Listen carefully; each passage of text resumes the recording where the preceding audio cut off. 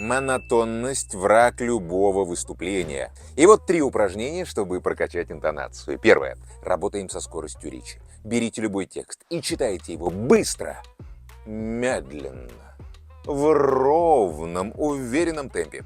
Играйте со скоростью. Второе. Произнесите звук «о» в разных эмоциях. Удивленно. «О». Испуганно. «О». Грустно. «О». Радостно. «О». А может быть...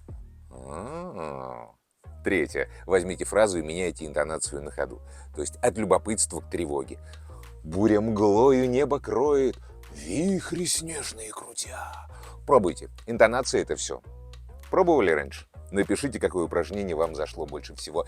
И не теряйте. Сохраните на потом. Ну и подпишитесь.